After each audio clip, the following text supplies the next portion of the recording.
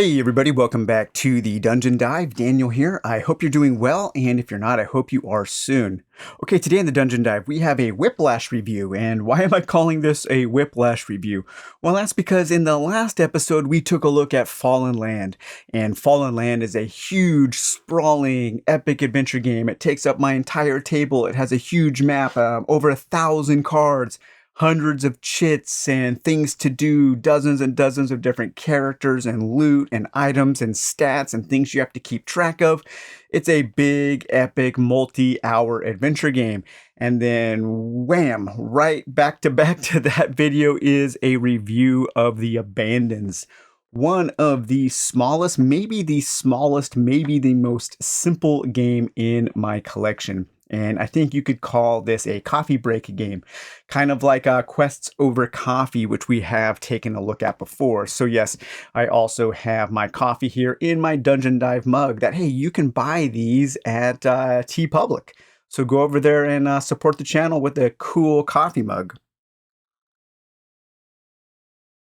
But yeah, so The Abandons. This game has been on my radar for at least 2 or so years, and it is kind of hard to find. It's one of those games that I have looked at eBay quite often just to see if I can ever find a copy. And finally, one came up, a used copy, and I was happy to get it. And so there's not really a lot to say about this game, so let's just get right to it here. So equipped with your trusty satchel and your sense of adventure, you follow the voice through the countryside and encounter the ominous structure. What is this place? You realize it's this structure, this place that's been calling to you, the Abandons. In the Abandons, you alone will traverse the twists and turns of the labyrinth. Throughout your journey, you'll be aided by item cards and choice cards, or will encounter a collapse and have to start from the beginning. Will you make it out alive, or will you hit your last dead end? So this is a solo-only game. It is a card-laying game with a dungeon type theme, and it takes about 5 to 15 minutes, so it's perfect for a coffee break, and it's super small, so you can very easily throw it in a satchel. You do get a small rule book, and it does have a little bit of a story. I like that, and the rules are pretty simple. It's a very simple game, and it is a tile laying game. So let's take a look at what you get here. Okay, so you get a deck of about 50 cards, 2 of which are an entrance card and an exit card. And throughout the rest of the cards, you will have some special cards such as collapses, so the dungeon might collapse. You will have junction cards, crossroads, where you will have to make a choice of where to go. You will have some item cards where if you collect the same item, the number of dots, so 2 cards to make a bomb, 3 cards to make a magic mirror, only 1 card to make a map, then you can use those to help you on your journey. And you will also find dead end cards. And finally, a stairway, which you can go down and kind of start the trek over again. So at the beginning of the game, you're going to take all of these 48 cards and shuffle those up. You will take your exit card. So this is where you're trying to get to. You're trying to make your way out. And you will put that on the bottom. And you will start at your stairwell going down. And the first choice you have to make actually isn't a choice. There's only one door. And each door is going to have these little yellow squares or diamonds. And that tells you how many cards that you draw and then you place face up. So this one is 1. So I only draw 1 card and I put it face up. And hey, look, it is an item. So I already have a map. Now, the map you can use to look at the top 3 cards and put them in any order, but you can only use that at a crossroads, at a junction, at a place where you have a choice. The bomb will let you go through a door, so you can kind of blow your way through a wall, kind of like the bombs in the original Zelda. And then here we have the magic mirror, and this will allow you to teleport back to the entrance to try a different path. Okay, so we still have 1, so we'll draw 1 and turn it over. Okay, so we place the red hand that points us in the direction, and now we have a choice. We have 2 dots or 1 dot, so we can draw 1 card and place it there, or we can draw 1 card face down and place our second card because of the 2 dots leading out to the left there. Okay, because I'm at an intersection, I'm going to go ahead and use my map And I'm going to take the top 3 cards and look at them, and then I can put them back in any order. Let's see. I'm going to put the item on top. I'll put the intersection and then a dead end. Okay, so that should work out nice. I can show you guys how that'll work. Okay, so I'm going to take the 1 card exit, turn it face up, and it is another item. So I can take that into my inventory. So I am right here. This lamp doesn't come with the game. It was actually sent to me by a really kind Dungeon Dive patron, and I love this little lamp. I like lamps. So I'm going to play 1 card, and it is the hand pointing forward. And so now we will move to the next intersection. So now we have 1 or 2. Let's play the 1 because I know what it is. It's going to be that dead end. And so here we have found our first dead end. And when you find a dead end, you can go back to the last intersection that you played. And if that intersection has multiple paths that you haven't explored yet, you can continue to play. If you have found a dead end and you don't have any more paths to explore on the last intersection you were at, then it's game over. So that's how you lose the game. So I will go back to this intersection there. And now I can draw my second card. So I'll place 1 face down, and the next card is another intersection. Nice. Okay, and we also still have this item here. So now we're at this intersection. I can go north or south. I will pick to go south for 2 cards. So I'll place 1 face down, and the next one is a dead end.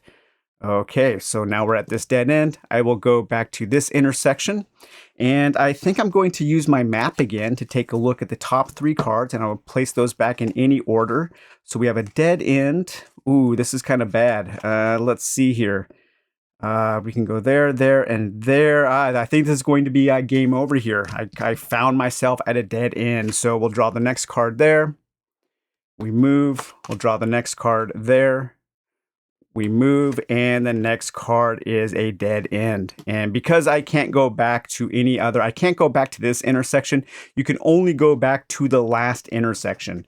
And so think of it as kind of doors closing behind you as you explore. So that game right there would be a loss. Okay, let's play this again here. So as you can see, it's very simple, and that's why I say it's more of a kind of coffee break game. This definitely isn't a lifestyle game, as if anybody thought it would be.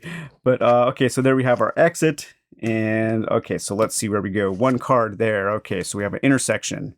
We will move there. I'll go here to the 2 cards. So 1, 2, and it is a dead end. So I'll stay here, and I'll go straight ahead there for 1 card, and there we go. So we'll move up there, 1 card. All right, so we're finding this kind of long twisting path here, and a dead end. I lost the game again. Hey, sometimes that happens. Sometimes you play this game and you lose within the first few seconds. And I've won a few times. I've lost a few times. Let's try 1 more here. Okay, we'll place our exit at the bottom. Place our dude there, and 1 card. Okay, so if the first card you draw is a dead end, you can discard that card. If you draw a dead end before you draw any intersections, you can kind of mulligan that dead end. So I'll place the 2 card there. So, okay, 1 card going forward, dead end. But I can go back to that intersection because that was the last intersection, the last place with a choice that only has 1 left. Okay, oh, this is nice there. Okay, so now 2, 1, 2. All right, I'm going to do the 2 again. 1, 2. And now we found the stairs. So the stairs, you can choose to take the stairs, and the stairs is kind of like a new entrance. So you can go down and you can kind of start over. Or you can ignore the stairs, and then I would draw 1 more card to place at that exit. So I'm going to do that. So the next card is another intersection. Nice. I will move there. I'll do the 2 cards. 1, 2. Okay, now this card here, I'm a little confused about. It looks to me that there's a wall there. And so I've been playing that this is actually a dead end that you need a bomb to get through in order to go through that 5 card room. I think that's how you play that. This card here is actually not mentioned in the rules. And to me, it seems like it would be a special card. So I'm playing that as a dead end wall. And we do have 1 other exit up here. And it's another stairs. I will ignore that. and I will play that there. And it looks like I need to slide my dungeon down a little bit. Okay, so we've got an exit there, a long straight pathway here, and a dead end. So that would be game over there because our last intersection, both paths have been explored. So we lost that game there as well. So yeah, overall, this game is okay. It's kind of a trifle a little bit. It's one of those things that you just kind of pick up and do, kind of like a game of solitaire. I don't know, think of it as a game of kind of like dungeon solitaire or something. I had actually heard a lot of good things about this, and I was expecting a little bit more. When I first started playing it, I was kind of like, oh, really? Is that it? But the more I played it, the more fun I was having. And man, it's so small. I mean, it fits in the palm of your hand. You can stick it just about anywhere on a crowded shelf and it'll fit. And I don't know, it's just something to maybe pull out while you are enjoying a cup of coffee at work on a break, or at home on a break from doing something around the house. So I don't know. Maybe it's cool. Maybe it's not. It's very light. And it's, like I said, it's kind of a trifle. Unfortunately, it is also kind of hard to find. And I think if you could just find this at a store, kind of like as an impulse buy, then hey, it might be worth picking up. Is it worth tracking down? Is it worth the effort of trying to find a used copy and buying it? That I don't know. You'll have to make up your own decision on that one. But hey, I hope you enjoyed this quick look at The Abandons. We will talk to you later. Bye-bye.